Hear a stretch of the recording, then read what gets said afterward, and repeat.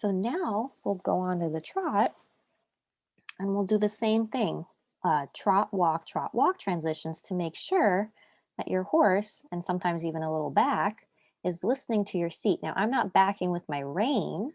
You have to make sure that you're asking for a rein back with your body. And one of those ways to do that is to lighten your seat a tiny bit and squeeze your thigh. You can close your hand, but watch so you're not pulling on your horse to ask for the rein back because we want your horse to start listening to your body.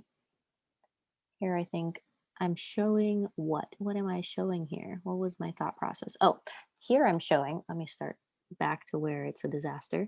Um, that back to our idea of a bouncy ball after I trot on, that if you just sit on top of your horse like that, you're just sitting on top and letting yourself bounce all over the place, your horse's trot is going to start looking like that, which doesn't look much like a dressage horse, right? If you just sit on top of there and have stiff arms, your horse kind of throws their head up in the air. Their trot is really stifled. They're really stiff in their back, right? So we have to move our hips in a way that lets our horse's back come up, right? So sometimes people think their horses are really heavy and not forward, when really, again, the problem is that their hips and your body is not allowing your horse to move. So here again, we practice our halt and our rein back, right? Rein back one step at a time, using my body, not my reins. You can see I soften my hands. I don't pull back and then walking on, using my body. That I don't have to kick her. And watch I rein back again. My hands stay still. In fact, they soften to her. You can see the little flutter in the reins. And then moving on,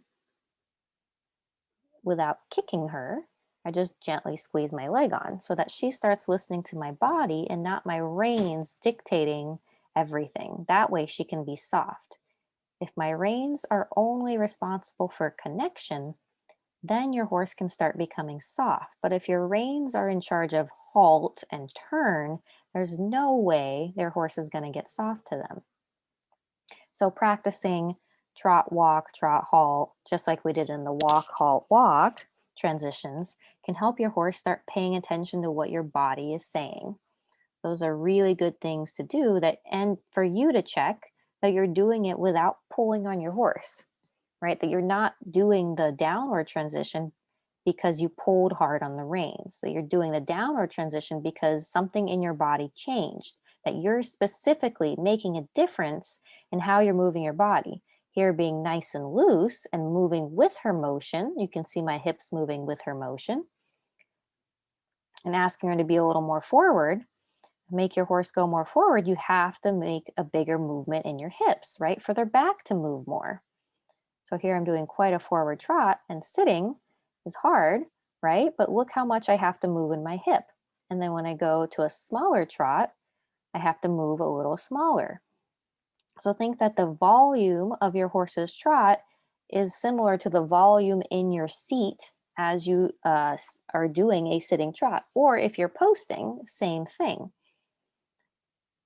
So here I'm working on kind of going forward and then coming back. It's not super clear thanks to me, my camera positioning. Here I'm doing a small trot, right? I'm moving less in my seat. It's not because I pulled on the reins and here I go forward, because I started making bigger motions in my hip, not because I'm necessarily kicking her. And here, smaller trot, smaller with my hips, that she starts paying attention to these changes in my hip, right? But she can only start paying attention if I'm not using my hand and my leg all the time. Because if I'm using my hand to make these differences, then there's no reason for her to listen to subtler cues, right? Because she's still going to get in trouble and get punished by me pulling on her, right? So we have to be really thoughtful that with our horses' mouths, that we start translating everything and putting as much of the responsibility of your horse's motion to your body. Right here, doing a very forward trot, like a lengthening, you have to move a lot in your hips. And Ravella has a lot of back motion because she has a really long back. So that means I have to move my hips a lot. And then going back to a small trot, I move less in my hips. So that's, and then back to a walk or a halt.